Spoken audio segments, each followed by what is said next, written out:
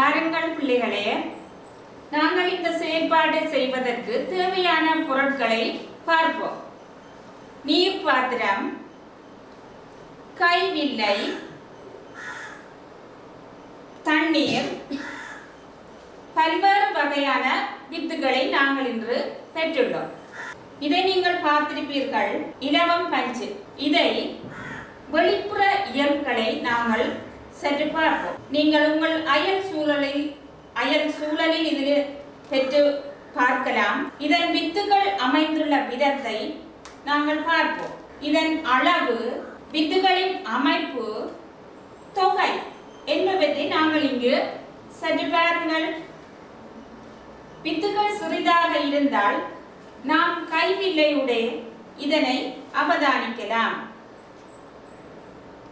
அதே மாதிரி உங்கள் சூழலில் இருந்து பெற்ற ஒரு பொருள் வெண்டிக்காய்.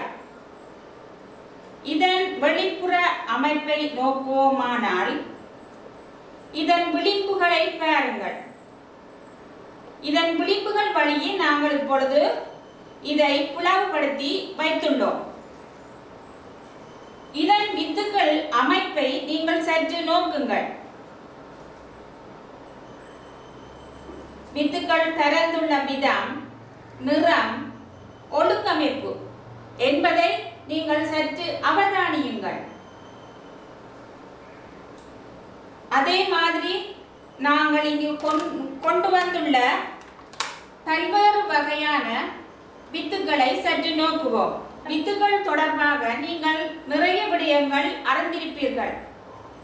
முதலில் நீரால் பரம்பலடையும் வித்துகள் நீங்கள் அறிந்திருப்பீர்கள். இதன் பெயர் பாக்கு. உங்கள் சூழலில் இது நிறைய காணப்படும். இதை எவ்வாறு பரம்பலடைகிறது என்பதை சற்று நோக்குவோம். பாருங்கள் பிள்ளைகளே, ஒரு பாத்திரத்தில் நீரை விடுகின்றேன். பிள்ளைகளே, இது எவ்வாறு பரம்பலடைகின்றது என்பதை நோக்குவோம். பாருங்கள் என்ன நடக்கிறது. பாக்கு நீரில் மிதக்கிறது. திரும்பவும் போட்டு பாருங்கள் என்ன நடைபெறுகிறது. பாக்கு நீரில் மிதக்கிறது. அப்ப ஒரு முடிவுக்கு நாங்கள் வருவோம். பாக்கு நீரின் மூலம் பரம்பல் அடையும் என்பதை நீங்கள் அறிந்து கொள்வீர்கள். அடுத்து பார்ப்போம், காற்றின் மூலம் பரம்பலடையும் வித்துக்கள். காற்றின் மூலம் பரம்பலடையும் வித்துக்கள், இவற்றுக்கு உள்ள பண்புகளை நாங்கள் நோக்குவோம். காற்றின் மூலம் பரம்பலடைய வேண்டிய வித்துக்கள் சிறகுகள் போன்ற அமைப்பை கொண்டிருக்கும். சிறகுகள் போன்ற, இப்பொழுது பாருங்கள், இதை நான் காற்றின் மூலம் எவ்வாறு பரம்பலடைய போகிறது என்று பார்ப்போம். இதன் பெயர் என்ன பெயர் நீங்கள் அறிந்திருப்பீர்கள்? எரிக்கலை. எரிக்கலை வந்து காற்றின் மூலம் பரம்பலடையும் வித்து. அடுத்ததாக பார்க்க போகிறோம். பாருங்கள் பிள்ளைகளே, இதன் பெயர் எண்ணெய் வித்து. இதுவும் காற்றினால் பரம்பலடைகிற ஒரு வித்தாகும். இது எவ்வாறு இதன் இனத்தை பரப்புகிறது என்பதை பாருங்கள்.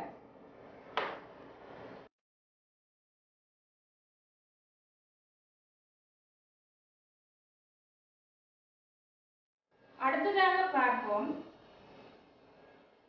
கொத்திகள். இது உங்கள் வீட்டு தோட்டத்தில் வளரக்கூடிய ஒன்று. இது லேசாக நாங்கள் சூழலில் இருந்து பெற்றுக்கொள்ளலாம். இதன் நெற்றுகள் அமைப்பையும் நீங்கள் பார்த்திருப்பீர்கள். அடுத்ததாக நாங்கள் விலங்குகள் மூலம் பரம்பலடையும் வித்துக்களை நோக்குவோம். அடுத்ததாக பிள்ளைகள், நாங்கள் இந்த வித்துக்கள் பரம்பலடையும் முறைகள் தொடர்பாக விலங்குகள் மூலம் பரம்பலடையும் வித்துக்களை நோக்குவோம்.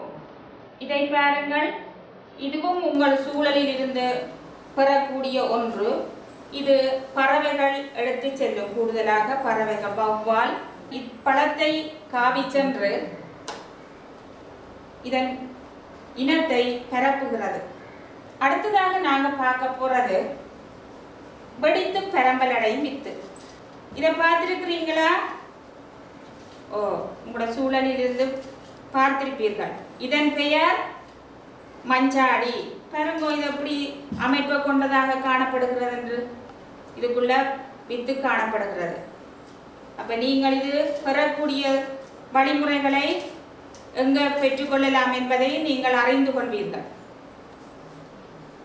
இதுவும் பார்த்திருப்பீர்கள். உங்கள் வீட்டு தோட்டத்தில் காணப்படுகிறது முருங்கை. முருங்கை வித்து எவ்வாறு இருக்கிறது என்று பார்த்து கொள்ளுங்கள். பிள்ளைகளே, இன்று நாங்கள் இந்த வித்துக்கள் பரம்பலடை முறைகள் தொடர்பாக பல வித்துக்கள் நாங்கள் இங்கு பார்த்துள்ளோம். இவற்றில் நீங்கள் வீடுகளில் இருந்து சில வித்துக்களை சேகரித்து இவ்வாறான செயற்பாடுகளில் நீங்கள் ஈடுபடலாம். இதன் மூலம் நாங்கள் ஒரு முடிவுக்கு வருகின்றோம். தாவரங்கள் தங்கள் இனத்தை பரப்புவதற்கு பல்வேறு இயல்புகளை கொண்டுள்ளன என்பதை நாங்கள் அறிந்து கொள்ளலாம். இதே போன்று நீங்கள் உங்கள் சுற்றாடல் சூழலில் உள்ள பல்வேறு வகையான வித்துக்களை சேகரித்து இவ்வாறான செயற்பாட்டை செய்து மகிழுங்கள்.